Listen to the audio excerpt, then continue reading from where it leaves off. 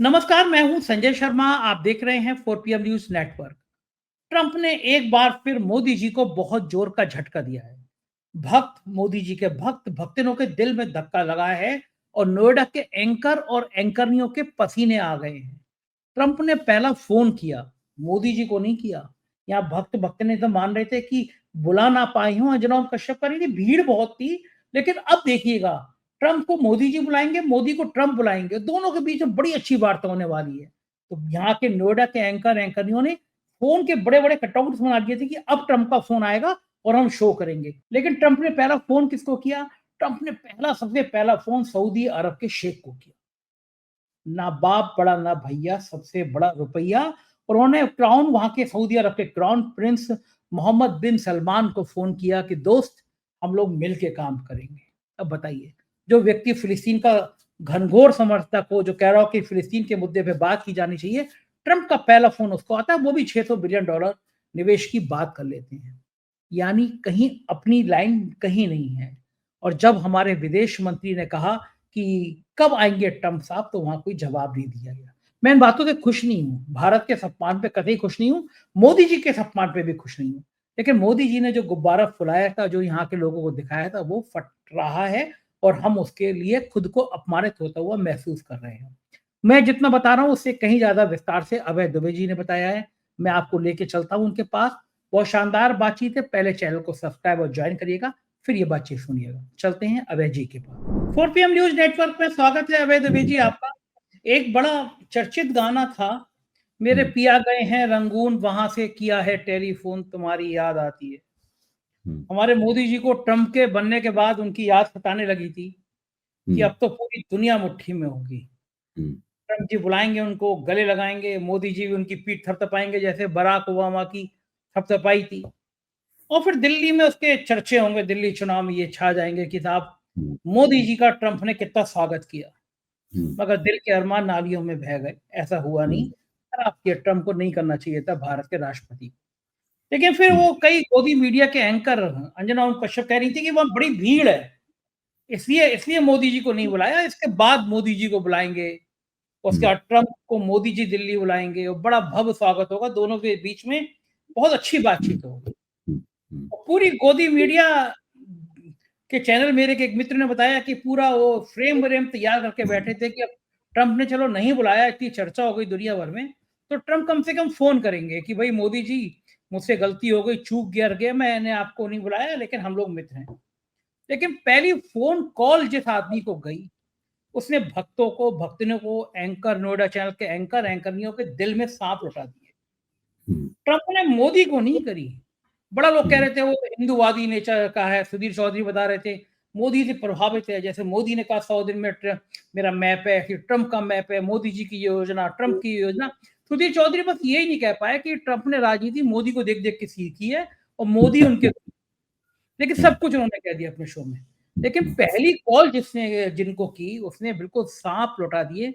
Trump ने phone उठाया और मिलाया, उन्होंने सऊदी अरब के शेख मोहम्मद बिन सलमान को फोन किया। मोहम्मद बिन सलमान ने भी कहा कि आपका स्वागत है और मैं 600 बिलियन का निवेश करने को तैयार हूं। ना बाप ना बड़ा भैया, सबसे बड़ा रुपया। मोदी जी नहीं है, सऊदी के शेख हैं। अब भक्त लोग यहाँ पे बड़े हिंदूवादी चेहरे के रूप में ट्रंप को साबित करने में लगे थे। उनके दिल पे क्या लौटेगा और क्या रणनीति है कि मोदी की जगह वो एक मुसलमानों के इलाके के राष्ट्राध्यक्ष से बात कर रहे हैं? क्या संदेश है अमेरिका का? और वो सलमान साहब जो फिलिस्तीन का समर्थन करते हैं, जिनकी शर्त ये है कि भाई फिलिस्तीन को अमेरिका मान्यता दे, स्वायत्ता दे, क्या पूरा दुनिया का इतिहास बदल गया? सीन क्या है पीछे, आपको क्या लगता है भाई जी? देखिए, जब ट्रंप चुनाव लड़ रहे थे और वो बड़ी बड़ी बातें कर रहे थे चुनाव के दौरान, और ट्रंप और भारत में लगातार ये उम्मीद थी कि जैसे कि भारत के दोनों हाथों में लड्डू हैं। अगर ट्रंप जीत गए तो मोदी जी के दोस्त हैं, और कमला हैरिस जीत गई तो वो भारतवंशी हैं, उनकी जड़ें भारत में हैं, तो भारत दोनों तरह से फायदे में है। इस प्रकार की तमाम बातें की जा रही थी। और अब इसमें जो मोदी सरकार की है, वो अमेरिका की मदद से उनकी बल्ले बल्ले होगी। लेकिन कमला हैरिस बुरी तरीके से चुनाव हार गई, थोड़ी बहुत नहीं, काफी बुरी तरीके से चुनाव हारी हैं, और ट्रंप ने जबरदस्त जीत हासिल की। उसके बाद भारत सरकार की उम्मीदें बहुत ज्यादा बढ़ गई कि ट्रंप के साथ ये करेंगे वो करेंगे, लेकिन जैसा उस वक्त तमाम विशेषज्ञ बता रहे थे, ट्रंप जो हैं बहुत ही ट्रांजैक्शनल किस्म के व्यक्ति हैं। ट्रांजैक्शनल का मतलब यहां पर ये होता है कि वो केवल उसी के साथ बातचीत करते हैं जिससे जिसे वो कुछ दे सकते हो बिना किसी घाटे के। समझ रहे हैं आप? वो दे सकते हो बिना किसी घाटे के, और फिर उससे ले सकते हो अपने फायदे के लिए बदले में। ये है ट्रांजैक्शनल का मतलब, सीधा सीधा मतलब। और उनकी दिलचस्पी सिर्फ ऐसे ही लोगों से बातचीत करने में है। इस वक्त भारत के प्रधानमंत्री नरेंद्र मोदी के पास ऐसा कुछ नहीं है जो वो अमेरिका को दे सकें। ये ट्रंप को अच्छी तरीके से पता है। भारत के साथ जो कुछ भी बातचीत होगी वो विवादित मुद्दों के ऊपर होगी।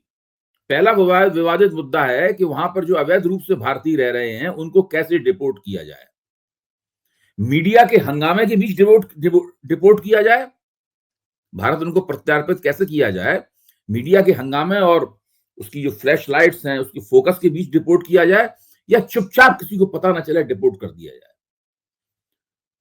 राष्ट्रपति जो बाइडेन के शासनकाल में भी 1100 भारतीय वहां से डिपोर्ट किए गए थे, किसी को पता नहीं चला। चुपचाप एक प्लेन आया और उनको 1100 भारतीयों को यहां पे उतार के चला गया।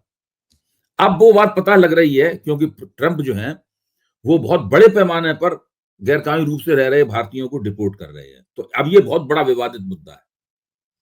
उसके बाद में अमेरिका भारत के माल के ऊपर कितना आयात शुल्क लगाएगा, ये एक बहुत बड़ा विवादित मुद्दा है। अच्छा, तो ये हैं दो विवादित मुद्दे जिससे अमेरिका और भारत के ट्रंप के शासनकाल में संबंधों की शुरुआत होगी इन पे चर्चा से। तो जाहिर है कि ट्रंप को अभी कोई दिलचस्पी नहीं है नरेंद्र मोदी से बात करने में। ट्रंप को अभी कोई दिलचस्पी नहीं है नरेंद्र मोदी को फोन करने में। ये बिल्कुल मैं तथ्यात्मक बात आपसे कह रहा हूं। वो उन लोगों को फोन करेंगे जिससे अमेरिका को लाभ पहुंच सकता है। वो उन लोगों से बातचीत करेंगे जिनसे अमेरिका बातचीत करके अपने दुनिया में उसका रुतबा जो है उस रुतबे में वृद्धि कर सकता है। वो देश है चीन। यानी चीन अमेरिका का भविष्य का कंपटीटर है, भविष्य का प्रतियोगी है। वो दुनिया की सबसे बड़ी ताकत बनने के लिए अमेरिका से होड़ कर रहा है। केवल उसी की अर्थव्यवस्था में दम है कि वो अमेरिकी अर्थव्यवस्था के साथ में दूबड़-दू खड़े होकर बात कर सके, और किसी की अर्थव्यवस्था में ये दम नहीं है। इसलिए ट्रंप की दिलचस्पी इसमें है कि भाई चीन के साथ किन किन मुद्दों के ऊपर चर्चा हो सकती है, क्या क्या चीजें हैं जिनका लेन देन हो सकता है। हम चीन को वो क्या कहते हैं उसको, हम टैरिफ या आयात शुल्क लगाने की धमकी देंगे तो चीन किन किन मामलों में हमें रियायत दे देगा, और चीन की रियायत से अमेरिकी अर्थव्यवस्था को फायदा होगा। भारत के पास ऐसा कुछ भी नहीं। अच्छा, अब जहां तक सऊदी अरब का सवाल है, ट्रंप को एक मुसलमान विरोधी व्यक्ति के तौर पे भी जाना जाता है, जिस बात से भारत में बीजेपी और आरएसएस वाले बड़े खुश होते हैं कि अमेरिका का ये बड़ा नेता जो है बड़ा भारी एंटी मुस्लिम है, मुसलमान विरोधी है। अच्छा, सऊदी अरब और संयुक्त अरब अमीरात के जो शेख हैं और सऊदी अरब के जो शेख हैं, उन शेखों के पास अनाप शनाप अनंत पैसा है। दूसरे, अमेरिका दुनिया में सबसे बड़ा ऑयल प्रोड्यूसर की, ऑयल तेल पैदा करने की सबसे ज्यादा क्षमता अमेरिका के पास है। दूसरे नंबर पर यही सब लोग आते हैं, सऊदी अरब और ये सब लोग आते हैं। ईरान आता है दूसरे, ये देश आते हैं, मुस्लिम देश आते हैं। तो ऐसी परिस्थिति में ट्रंप ने ये ठीक समझा कि वो सऊदी अरब के शेख को फोन करें, उनके साथ अपने संबंधों को सुदृढ़ करें और वहां से कुछ निवेश लें, और हो सके तो तेल भी लें। और अमेरिका तो तेल के मामले में आत्मनिर्भर है। अब तो उन्होंने कहा है ड्रिल बेबी ड्रिल, और खोदो और निकालो तेल। जितना वो तेल निकालेंगे, अमेरिकनों को जो तेल बेचा जाएगा वो तेल और सस्ता होगा। अभी तेल थोड़ा महंगा हो रहा है वहां पे। तो उन्होंने जो एनर्जी इमरजेंसी लगाई है ट्रंप ने पहले ही भाषण में घोषित किया कि मैंने एनर्जी इमरजेंसी लगाई। एनर्जी इमरजेंसी का क्या मतलब होता है?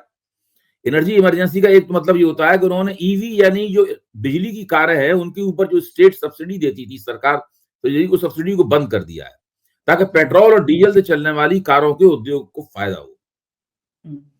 और वो कारें ज्यादा बिकें और वो ज्यादा से ज्यादा तेल निकालें ताकि अमेरिका में तेल और सस्ता हो जाए। सऊदी अरब से और मुसलमान और तेल उत्पादन करने वाले मुसलमान देशों से अच्छे संबंध करके ट्रंप तेल के मसले पे पूरी तरीके से आश्वस्त होना चाहते हैं कि यहां पर कोई दिक्कत नहीं आएगी। और इन लोगों के पास पैसा भी है, बड़े पैमाने पर पैसा है, ये लोग निवेश भी कर सकते हैं और उन्हें निवेश का उन्होंने एक आश्वासन भी उनसे ले लिया। तो मोदी जी के पास तो कुछ भी नहीं है देने के लिए। अब देखिए, विदेश मंत्री जयशंकर ने अमेरिका में उन्होंने क्या किया इसके बारे में उन्होंने एक लंबा वक्तव्य दिया है।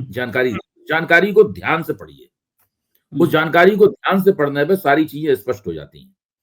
अमेरिकी विदेश मंत्री ने, उनके काउंटर पार्ट ने उनसे ये कहा कि भाई आपके यहां जो इमिग्रेशन की जो पॉलिसीज हैं, आपके यहां से लोग जो आते हैं वो इलीगल इमिग्रेंट्स बहुत आते हैं आपके यहां से, गैर कानूनी लोग बहुत आते हैं।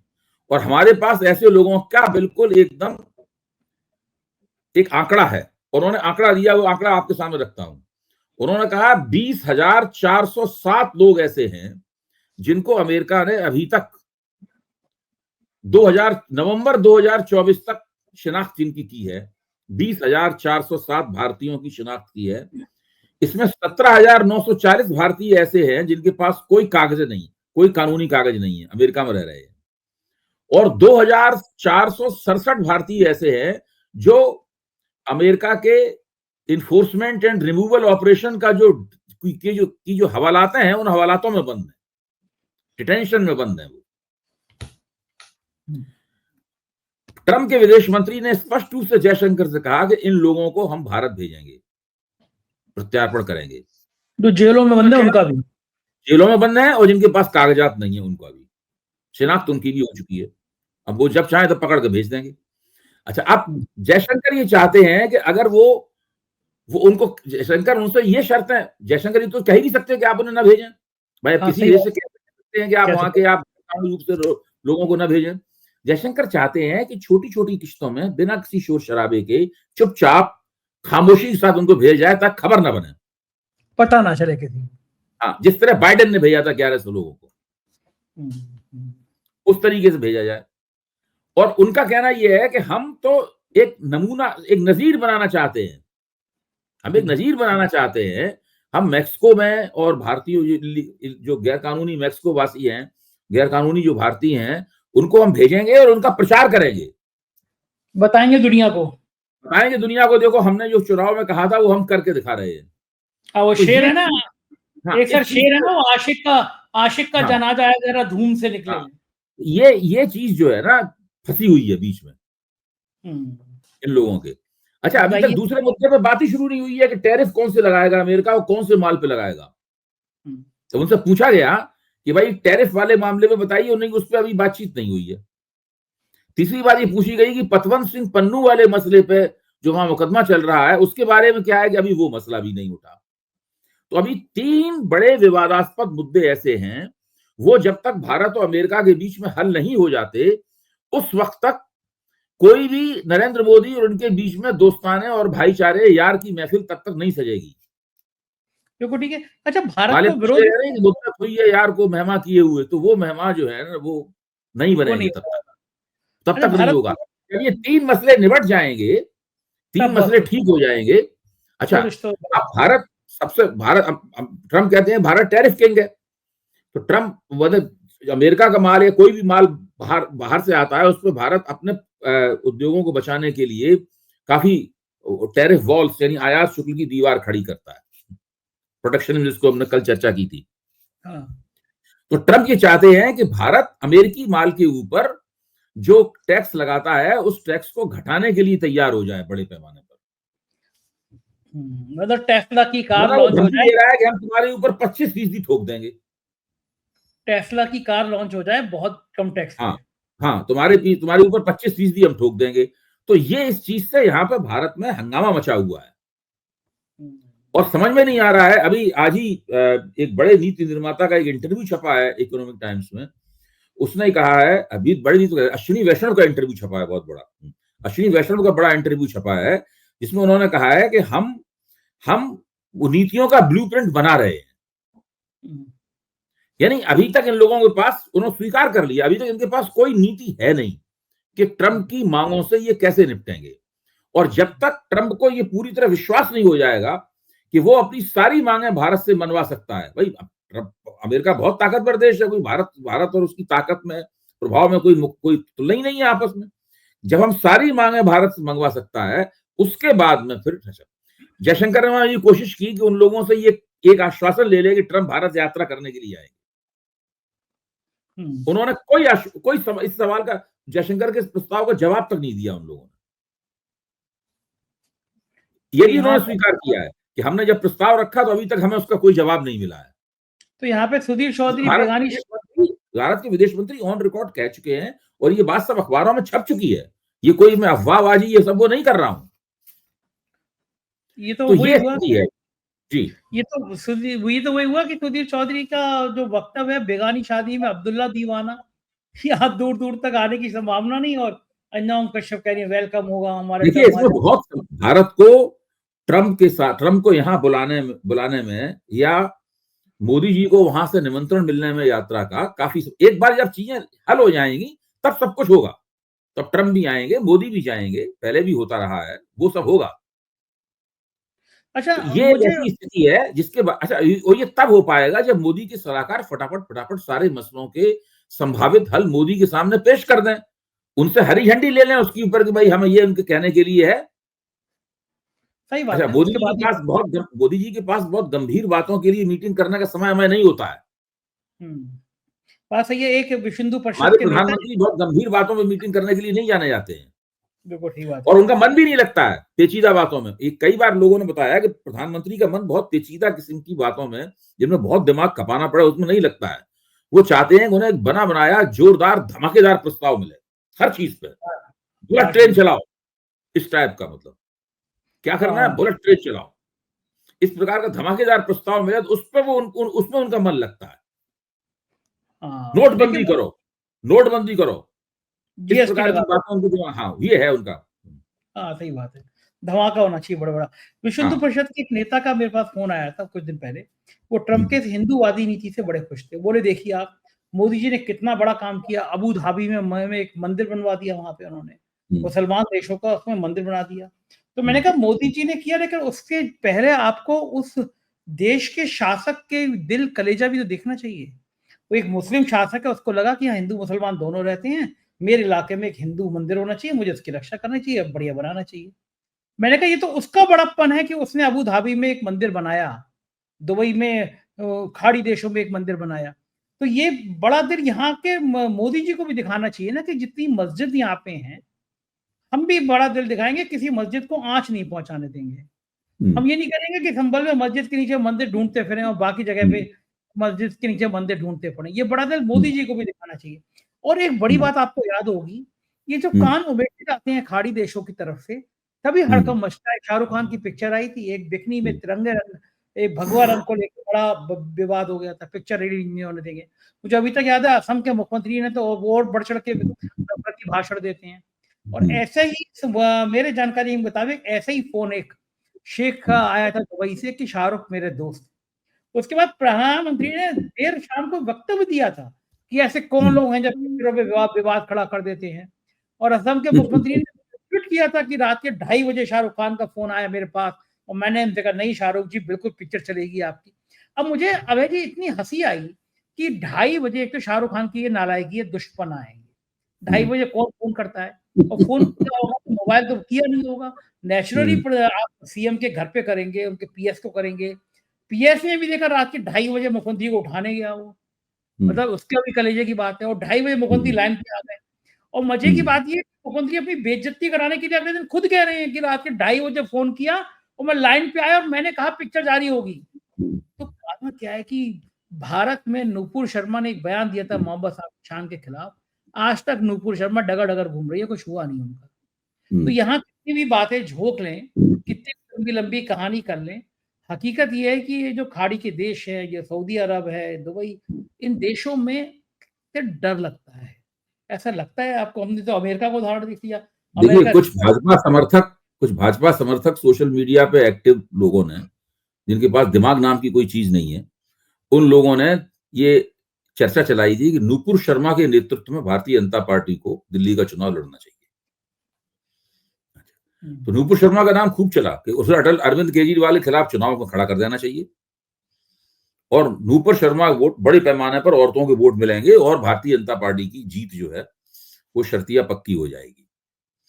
तो मोदी जी तो बहुत डर है कहीं पूरा जो मध्य पूर्व के जो शेख हैं वो उनसे नाराज ना हो जाए और उनसे बड़ी मेहनत करके उन्होंने उनके साथ पुरस्कार लिए हैं। अब कुवैत का सम्मान प्राप्त किया है, अभी कुवैत का सम्मान प्राप्त करके आए, अभी नूपुर शर्मा को चुनाव में उतारना है, किरण बेदी की तरह उनको भाजपा का चेहरा बना दें, तो ये संभव नहीं है। लेकिन इस प्रकार की लंतरानियां जो हैं वो भाजपा समर्थक हाँकते रहते हैं यहाँ पे।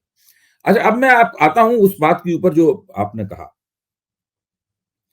देखिए, ये जो पूरा निजाम है नरेंद्र मोदी और राष्ट्रीय स्वयंसेवक संघ द्वारा जिसका नेतृत्व किया जा रहा है तरह तरह से, इस निजाम की एक खास बात है। वो खास बात ये है कि ये बहुत ही अल्प बुद्धि वाले लोगों द्वारा चलाया जाने वाला निजाम है। उनको लगता है कि हर चीज का एक ही इलाज है कि हिंदू मुसलमान कर दो, मुसलमानों के खिलाफ घृणा फैलाओ, लोग बदले में वोट। मैं बार बार ये कहता हूं कि भाजपा को बहुत वोट मिलते हैं, लेकिन भाजपा को जो वोट मिलते हैं ये जांच की जानी चाहिए कि भाजपा को वोट इसलिए मिलते हैं कि भाजपा मुसलमानों के खिलाफ घृणा फैलाती है या किसी और वजह से भाजपा को वोट मिलते हैं। भाजपा की विरोधी पार्टियां हैं, उनकी विफलताओं के कारण भाजपा को वोट मिलते हैं। लोग, भारत के लोग आखिर तक इस पूरे भाजपा के आइडिया को एक बार उसको पूरा मौका देना चाहते हैं, इसलिए वोट मिलते हैं। भाजपा सामाजिक शक्तियों का अच्छा संतुलन बनाती है, इसलिए वोट मिलते हैं। किस लिए वोट मिलते हैं भाजपा को?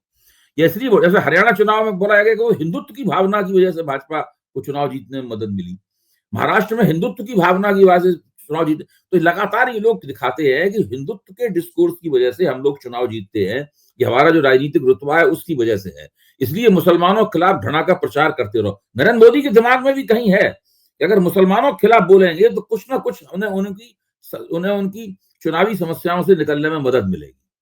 इसीलिए हर चुनाव के खत्म होते होते चुनावी मुहिम लोगों की सांप्रदायिक हो जाती है। लोकसभा चुनाव में तो शुरुआत से ही सांप्रदायिक थी।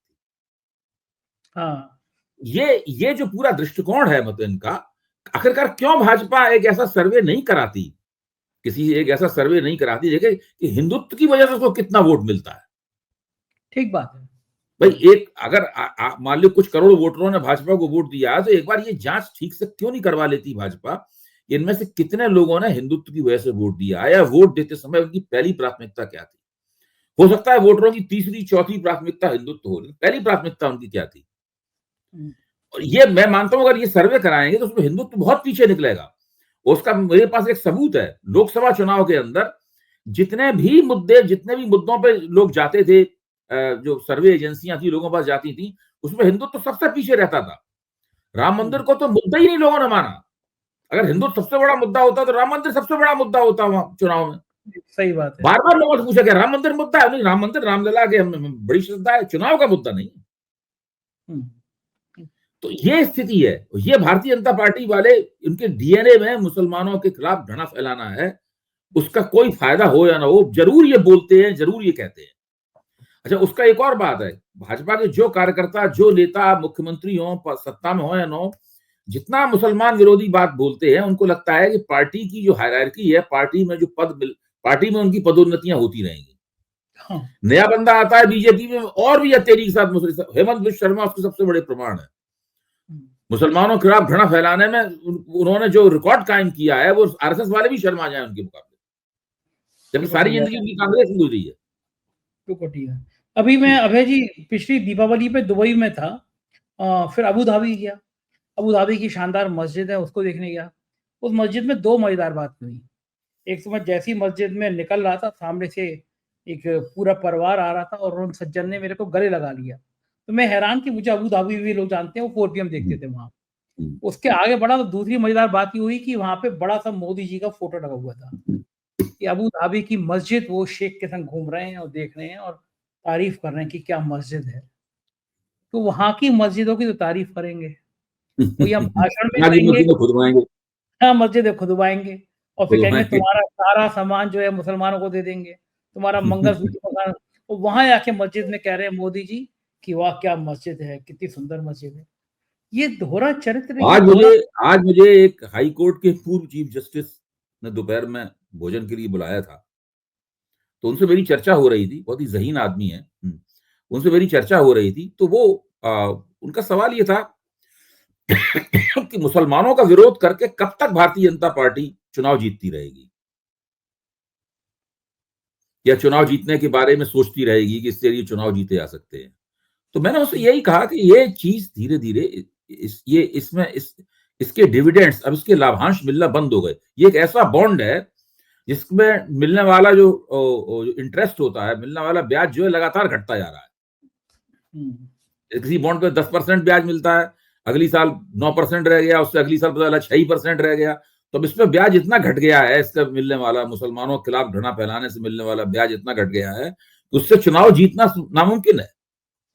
बिल्कुल ठीक कह रहे हैं आप, लेकिन अभी इसके बावजूद, घटते हुए सूचकांक के बावजूद भी योगी आदित्यनाथ दिल्ली में जाके कह रहे हैं बटोगे तो कटोगे, नारे लग रहे हैं। उनका भाषण भी आज ऐसी था।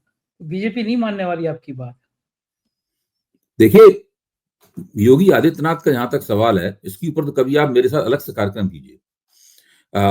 वो इस वक्त भाजपा के आला कमान यानी नरेंद्र मोदी और अमित शाह और राष्ट्रीय स्वयंसेवक संघ, जो जिनकी वजह से वो चीफ मिनिस्टर के पद पर टिके हुए अभी तक, इस वक्त योगी आदित्यनाथ तो दोनों के हलक में अटक गए। मुझे नहीं लगता कि इस वक्त राष्ट्रीय स्वयंसेवक संघ भी उनसे कोई खास खुश है। राजनीति उनकी संभल तो वही करवा रहे,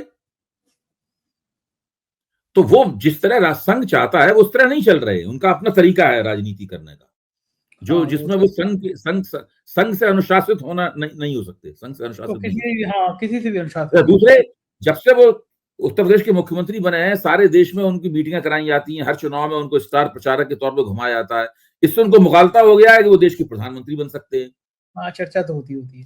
सही बात। हाँ, तो बहुत मुगालता होता है ना भाई। किसको बुलाया, किसको किसी और विष्णुदेव साय तो नहीं जाते कहीं भाषण देने के लिए, भजन लाल शर्मा तो नहीं बुलाए जाते, मोहन यादव तो नहीं बुलाए जाते, उन्हीं को बुलाया जाता है हर जगह चर्चा कर भाषण देने के लिए।